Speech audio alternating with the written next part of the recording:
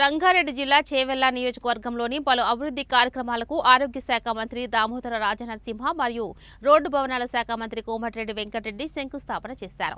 Moinabad municipality పరిధిలోని ఆజీజ్ నగర్లో 75 కోట్ల రూపాయలతో డబుల్ బెడ్రూమ్ ఇండ్ల ప్రారంభోత్సవం చేసిన మంత్రులు అనంతరం చిలుకూరు ఆలయం వద్ద 2.44 కోట్ల రూపాయలతో ఆస్పిరేషన్ టాయిలెట్స్ మరియు వసతి గృహాల ప్రారంభోత్సవం నిర్వహించారు.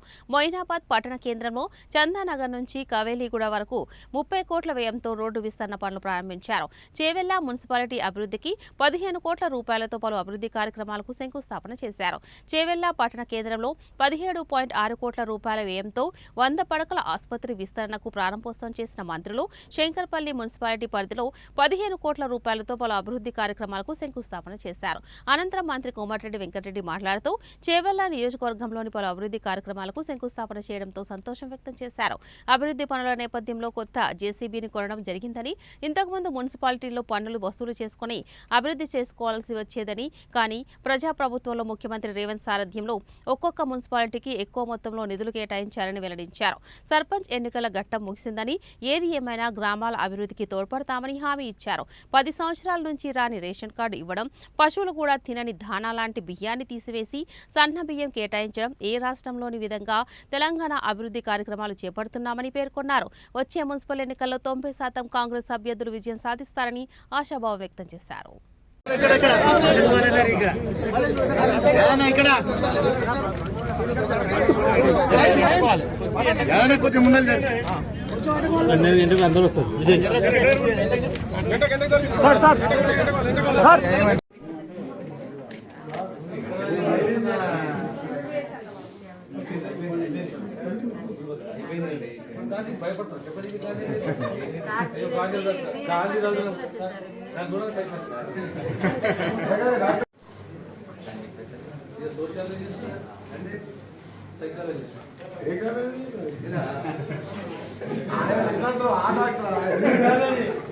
పబ్లిక్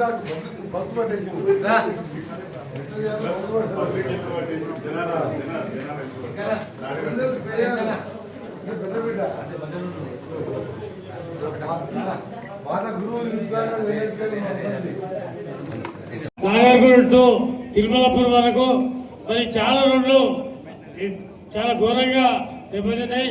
అదేవిధంగా ఇమారదార్ చౌరస్తా నుంచి వీరన్నగూడ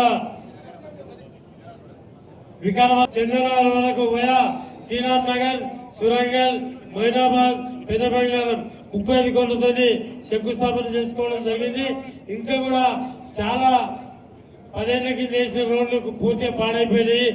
ప్రత్యేకంగా చేవెళ్ల నగరానికి హైదరాబాద్ కు కూతపేట దూరంలో ఉన్నది కాబట్టి ఈ రేపు రాబోయే భవిష్యత్తులో చేవెళ్ల ఇంకా డెవలప్మెంట్ కావడానికి ఆస్కారం ఉంది. కాబట్టి ప్రత్యేకంగా మా చేవెళ్ల నియోజకవర్గంలో మొయినాబాద్, శంకర్పల్లి, చేవెళ్ల, షాబాద్ ఏరియాలో మరి విపరీతమైన ఫామ్ హౌజులు, రిసార్ట్స్, మరి వీకెండ్ లో ఐఏఎస్, ఐపీఎస్ ఆఫీసర్లు వాళ్ళ ఉండడానికి కూడా ఇల్లు ఇక్కడే కట్టుకుంటున్నారు. కాబట్టి చాలా రోడ్ల పరిస్థితి ఘోరంగా ఉంది.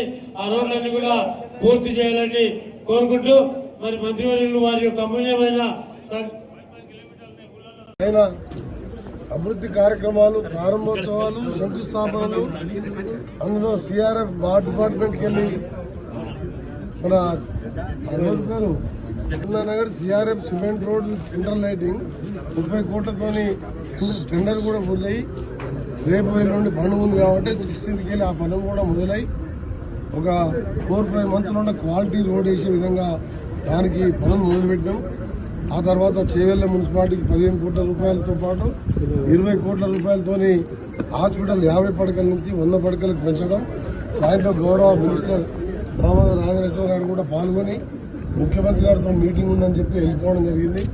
ఆ తర్వాత నేను మన ఈ ప్రాంత ప్రజల ఆశాజ్యోతి అయిన మన చేవెళ్ల ఎమ్మెల్యే గారు, యాదయ్య గారు, గాండూరు ఎమ్మెల్యే సోదరుడు మనోహర్ రెడ్డి గారు, ఇతర మా నాయకులు, కొత్తగా సర్పంచులు పెద్ద ఎత్తున స్వాగతం పలకడం కాదు. శంకర్పల్లిలో కూడా 15 కోట్లతో మున్సిపల్ నిధులకు శంకుస్థాపన చేసి ఒక కొత్త జేసీబీ కూడా మున్సిపల్ నిధులతోనే కొనుక్కొని దానికి కూడా మొత్తం టౌన్ అంతా క్లీన్గా ఉండాలని మన ముఖ్యమంత్రి గారు రాష్ట్రం మొత్తం కూడా చిన్న మున్సిపాలిటీలకు కూడా 15 కోట్ల రూపాయలు ఇవ్వడం జరిగింది.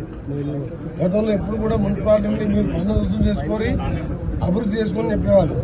కానీ ముఖ్యమంత్రి గారు 3 మాసాల క్రితమే ఇది మున్సిపాలిటీకి కూడా 15 కోట్లు ఇచ్చింది. పెద్ద మున్సిపాలిటీకి కూడా ఎక్కువ ఇచ్చే విధంగా, తాండూరు లాంటి మున్సిపాలిటీకి ఎక్కువ వచ్చే విధంగా, వికారాబాద్ ఇలాంటి మున్సిపాలిటీ ఎక్కువ నిధులు వచ్చే విధంగా కూడా ముఖ్యమంత్రి గారితో త్వరలో మాట్లాడతాం. ఏదేమన్నా సరే సర్పంచ్ ఎన్నికల ఘట్టం మీద నాడు గ్రామాల అభివృద్ధి, గ్రామాల్లో పేదలకు సంబంధించిన రేషన్ కార్డు 10 ఏళ్ల కింద మర్చిపోయినాం. 12 ఏళ్ళ రేషన్ కార్డు. ఆ రేషన్ కార్డు ఉన్న రేషన్ కార్డు కూడా